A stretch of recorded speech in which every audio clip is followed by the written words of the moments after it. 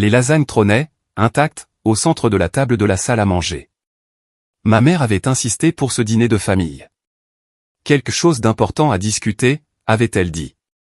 Maintenant, je comprenais pourquoi mes 4 frères et sœurs étaient là un mardi soir ordinaire. Avant de manger, dit papa, debout au bout de la table, votre mère et moi avons une annonce à faire. Mon frère aîné, Jacques, se pencha en avant avec empressement. Mes sœurs, Rachel et Sophie, échangèrent des regards complices. Mon jeune frère, Thomas, faisait déjà défiler son téléphone, prêtant à peine attention. J'étais assise à l'autre bout, un verre de vin à la main, observant la scène avec une curiosité grandissante. Comme vous le savez tous, nous avons réfléchi à notre avenir, commença maman. Cette maison est trop grande pour nous deux seulement, et franchement, l'entretien devient écrasant. La maison, une grande maison de maître sur l'avenue de Versailles. 6 chambres, 4 salles de bain, 1 hectare de terrain. La maison où nous avions tous grandi. La maison que mes parents possédaient depuis 30 ans. Du moins, c'est ce qu'ils pensaient. Alors, nous avons pris une décision, poursuivit papa. Nous allons diviser la maison entre vous, les enfants. La vie multigénérationnelle fait son retour, et nous pensons qu'il est temps que cette famille revive ensemble. Jacques applaudit carrément. C'est génial. Madeleine et moi cherchions plus d'espace depuis la naissance des jumeaux. Un timing parfait, dit maman chaleureusement. Nous vous donnons, à toi et à Madeleine, la suite parentale. C'est la plus grande chambre, et vous aurez besoin de l'espace avec 2 bébés. Rachel leva la main comme si elle était à l'école. Et pour David et moi. Vous aurez les 2 chambres du 2e étage, dit papa. Une pour vous, une pour ton bureau à domicile. Nous savons à quel point ton travail à distance est important. Rachel rayonnait. Sophie vibrait pratiquement d'excitation. Sophie, toi et Marc, vous aurez la suite d'amis au-dessus du garage, continua maman. C'est comme un appartement séparé. Très privé. Oh mon Dieu, c'est parfait, glapit Sophie. Thomas, tu auras la chambre du sous-sol, dit papa. On la finira correctement. On ajoutera une salle de bain, une petite kitchenette, ton propre studio de célibataire. Thomas leva enfin les yeux de son téléphone. Sérieux? C'est dément. 4 frères et sœurs assignés. 4 espaces réclamés. Je pris une gorgée de vin et j'attendis. Maman se tourna vers moi avec un sourire crispé. Et Vanessa, nous savons que tu es très indépendante, alors nous avons pensé que tu apprécierais la véranda. Nous pouvons y installer un lit de jour, et tu auras ta propre entrée par le patio arrière. La véranda, un porche aménagé avec des fenêtres sur 3 côtés. Pas de chauffage, pas de vrai mur, en gros une serre glorifiée. La véranda, répétai-je platement. Elle est en fait assez charmante, dit maman doucement. Beaucoup de lumière naturelle. Tu travailles tout le temps de toute façon, donc tu ne seras pas beaucoup là. Jacques sortit son téléphone. On devrait commencer à planifier le déménagement? Madeleine a déjà commencé à faire les cartons. On peut être là le mois prochain. Attendez, dis-je doucement. Avant que tout le monde commence à faire ses cartons, est-ce que je peux demander quelque chose? Qu'y a-t-il, ma chérie? La voix de maman avait ce ton condescendant que j'avais entendu toute ma vie. Qui exactement est en train de distribuer les chambres? Papa fronça les sourcils. Ta mère et moi, évidemment. C'est notre maison. Vraiment? La table devint silencieuse. Quelle sorte de question est-ce là? La voix de papa avait maintenant une pointe d'agacement. Nous vivons ici depuis 30 ans. Vous avez vécu ici pendant 30 ans. Au passé. Je sortis mon téléphone et ouvris mes emails. Papa, quand as-tu vérifié pour la dernière fois l'acte de propriété? Je n'ai pas besoin de vérifier l'acte de ma propre maison. En fait, si, parce que les choses changent. Je fis défiler mes messages. Laissez-moi vous poser une autre question. Vous souvenez-vous, il y a 2 ans, quand vous aviez des problèmes financiers? La taxe foncière qui était en retard de 6 mois. Le visage de maman pâlit. C'était un problème de trésorerie temporaire. C'était 42 000 € d'arriérés d'impôts plus les pénalités. La préfecture était sur le point de mettre une hypothèque sur la maison. Tu m'as appelé en pleurant à minuit. Tu te souviens? Papa s'assit lourdement.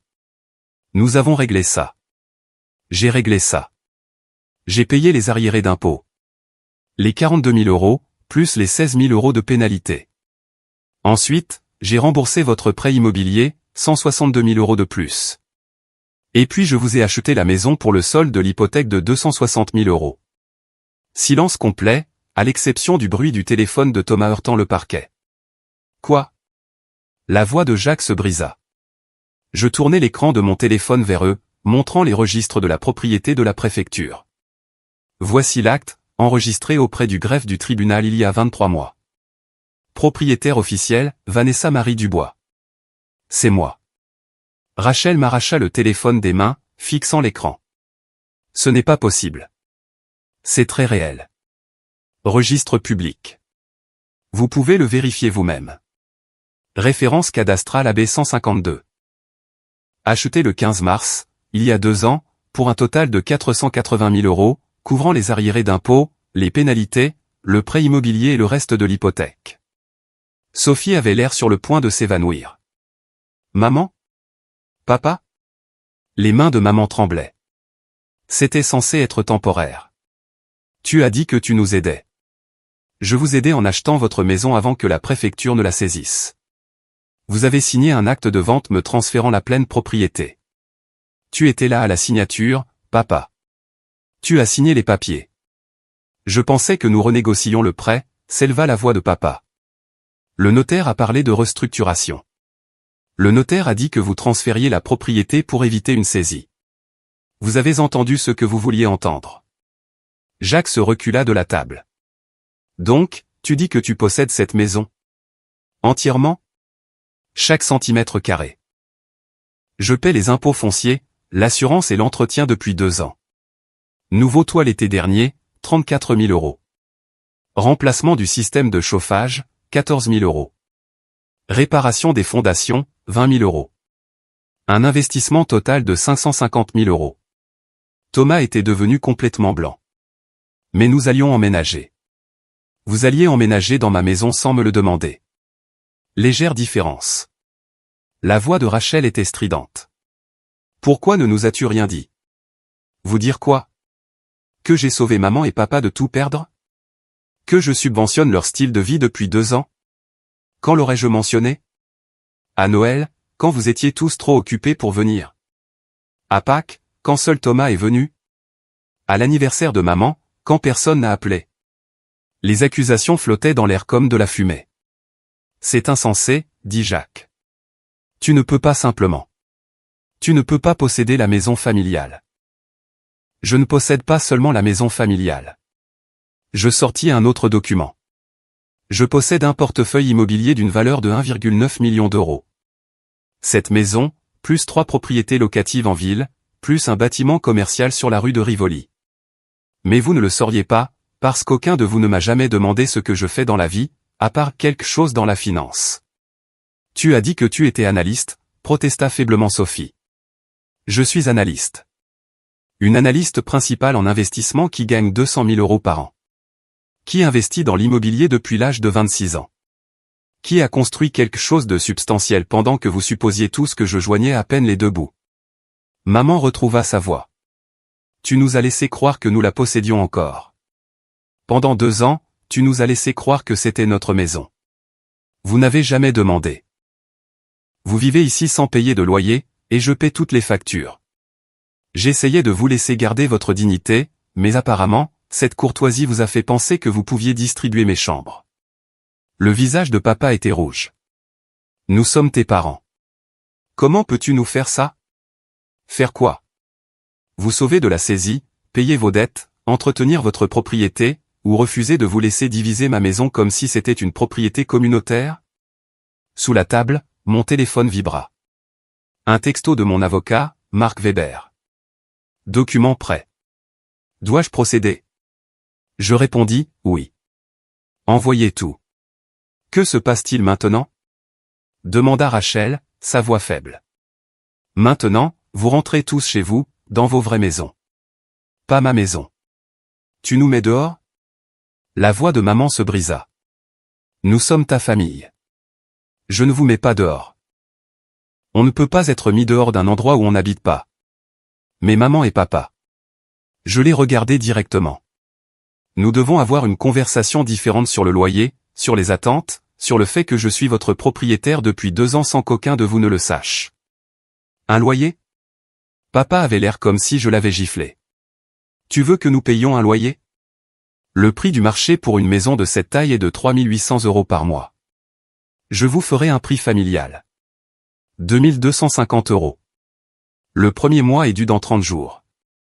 Nous ne pouvons pas nous le permettre, pleura maman. Alors vous devez réduire votre train de vie.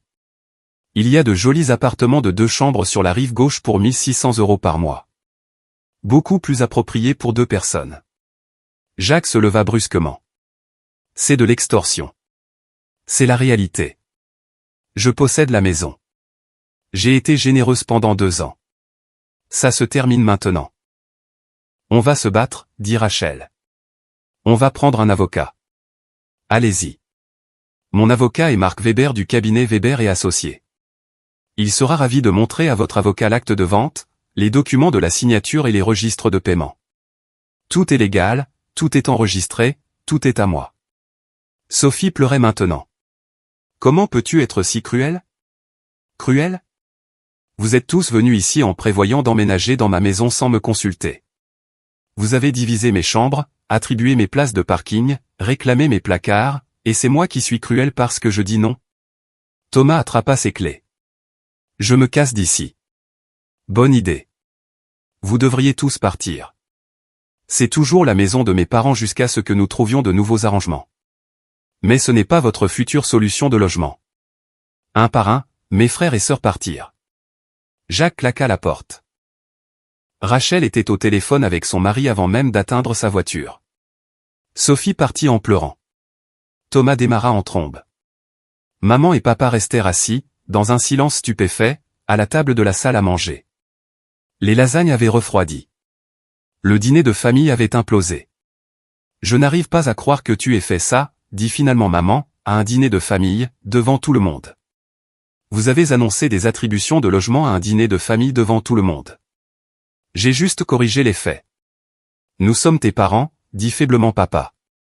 Est-ce que ça ne veut rien dire? Ça veut dire que j'ai dépensé 480 000 € pour vous sauver de la saisie. Ça veut dire que j'ai dépensé 75 000 € de plus en entretien et en impôts. Ça veut dire que je vous ai laissé vivre ici gratuitement pendant 2 ans pendant que je payais pour tout. Voilà ce que ça veut dire. Le visage de maman se décomposa. Où sommes-nous censés aller? Vous n'allez nulle part pour l'instant. Mais les choses changent. Vous pouvez rester ici, mais vous commencerez à contribuer. Ou vous pouvez déménager dans quelque chose que vous pouvez réellement vous permettre. Nous avons construit une vie ici, dit papa. 30 ans de souvenirs. Nos enfants ont grandi ici. Je sais. C'est pourquoi je l'ai acheté au lieu de laisser la préfecture la prendre. Mais ça n'en fait plus la vôtre. Ça en fait la mienne. La vérité s'installa sur eux comme une lourde couverture. Quand as-tu besoin d'une réponse? Demanda papa doucement. Prenez une semaine, parlez à un conseiller financier. Déterminez ce que vous pouvez réellement vous permettre. Ensuite, nous discuterons des conditions. Maman se leva en tremblant. J'ai besoin de m'allonger. Elle quitta la pièce sans un mot de plus. Papa commença à débarrasser la table machinalement, ses mouvements lents et défaits. Pour ce que ça vaut, dit-il sans me regarder, nous ne savions vraiment pas que tu la possédais. J'ai signé des papiers, mais je pensais. Je ne sais pas ce que je pensais. Que c'était une sorte d'arrangement de prêt, que nous en serions toujours propriétaires d'une manière ou d'une autre. Tu as signé un acte de vente, papa. C'est assez clair. Je ne pensais pas clairement. Nous étions sur le point de tout perdre. J'ai juste signé tout ce que le notaire a mis devant moi. Et puis tu ne l'as plus jamais regardé. Tu n'as jamais vérifié les registres. Tu n'as jamais posé de questions. Tu m'as juste laissé tout gérer et tu as oublié. Il me regarda enfin, et je vis à quel point il avait vieilli. Tu as toujours été si indépendante. Si capable. Nous pensions que tu n'avais pas besoin de nous. Je n'avais pas besoin de vous, mais je vous ai sauvé quand même. Et vous m'avez remercié en essayant de donner ma maison. C'était l'idée de ta mère. Elle pensait. Elle pensait que si nous pouvions faire vivre tout le monde ici ensemble, nous serions à nouveau une famille. Comme quand vous étiez tous des enfants. Nous ne sommes plus des enfants, dis-je. On ne peut pas forcer un lien familial qui n'existe pas, papa posa les assiettes. Ce que tu as dit sur le portefeuille d'investissement. C'est vrai? Chaque mot. Je le construis depuis 6 ans. J'ai commencé petit, j'ai réinvesti, je l'ai fait grandir. Cette maison est mon plus grand atout, mais pas le seul. Nous n'en avions aucune idée. Vous n'avez jamais demandé. Vous pensiez tous que j'étais la fille célibataire en difficulté avec un travail ennuyeux dans la finance. C'était plus facile que de voir la vérité. Il baissa les yeux. Je suis désolé de ne pas t'avoir vu, de ne pas avoir demandé, de t'avoir prise pour acquise. C'étaient les premières vraies excuses que j'ai jamais entendues de leur part. Je sais, dis-je, mais les excuses ne changent pas les faits. Je possède cette maison. Commencez à la traiter comme si c'était la réalité. En moins d'1 heure, mon téléphone explosa. Jacques, c'est Rachel. Comment as-tu pu nous humilier? Sophie, maman pleure. Es-tu contente? Thomas, je suppose que la véranda n'était pas assez bien pour toi. J'ai bloqué Jacques et Rachel. J'ai laissé le message de Sophie non lu. J'ai répondu à Thomas, la véranda n'était même pas une chambre. Pense-y, Marc appela plus tard. J'ai envoyé les papiers de propriété à tes parents. Lettre recommandée avec accusé de réception. Ils les recevront demain. Bien. J'ai aussi rédigé un contrat de location. Mensuel. 2250 € de loyer. Préavis de 60 jours. Charges comprises. Parfait. Tes frères et sœurs vont péter les plombs. Ils l'ont déjà fait. Jacques menace de poursuivre. Rachel m'a traité de sociopathe. Sophie dit que je ruine la famille. Est-ce le cas? Non, dis-je. J'en ai juste marre d'être invisible. Marc gloussa. Tu as géré ce dîner mieux que je ne l'aurais fait. Je voulais voir jusqu'où ils iraient. Il s'avère, assez loin. Cette nuit-là, je suis rentré chez moi, mon vrai chez moi, un loft en centre-ville. 200 mètres carrés, vue sur la ville. L'endroit où personne de ma famille n'était jamais venu. Ils n'ont jamais demandé. 3 jours plus tard, papa appela. Nous avons reçu les documents, et nous avons examiné nos finances. Ta mère ne veut pas partir, mais nous ne pouvons pas nous permettre 2250 € par mois. Alors vous devrez ajuster votre budget. C'est comme ça que ça marche. Il soupira. Il y a une résidence pour retraités à Bellevue. 2 chambres, 1600 € par mois. Ta mère a pleuré, mais c'est bien. Peut-être qu'il est temps. Quand déménagez-vous? Dans 60 jours, si ça te va. C'est bon. Et la maison? Je la vendrai ou la louerai. Elle est trop grande pour seulement 2 personnes. Il fit une pause. Ta mère veut un dernier dîner. Juste nous 3. Elle veut s'excuser pour de vrai cette fois. Je vais y réfléchir. C'est plus que ce que nous méritons. Il avait raison, mais j'y suis allé quand même. 3 semaines plus tard, j'étais assise dans la même salle à manger. Moins d'assiettes, les mêmes lasagnes, mais faites maison cette fois. Merci d'être venu, dit maman avec raideur. Bien sûr. Nous avons mangé en silence jusqu'à ce qu'elle pose sa fourchette. Je dois dire ça. J'ai hoché la tête. Nous t'avons laissé tomber, dit-elle. Nous t'avons prise pour acquise. Nous avons ignoré ton succès. Tu nous as sauvés et nous avons fait comme si ce n'était pas arrivé. Puis nous avons essayé de donner ta maison. Sa voix tremblait. Tu as toujours été la plus facile, alors nous nous sommes concentrés sur les autres. Nous pensions que tu n'avais pas besoin de nous. Nous avons arrêté de faire attention. Papa lui prit la main. Nous étions embarrassés, dit maman. Honteux que tu aies dû nous sauver, alors nous avons fait semblant que non. Nous pensions que ce dîner arrangerait la famille. Nous n'avons pas pensé à ce que tu ressentirais. Ce n'était même pas une vraie pièce, dis-je doucement.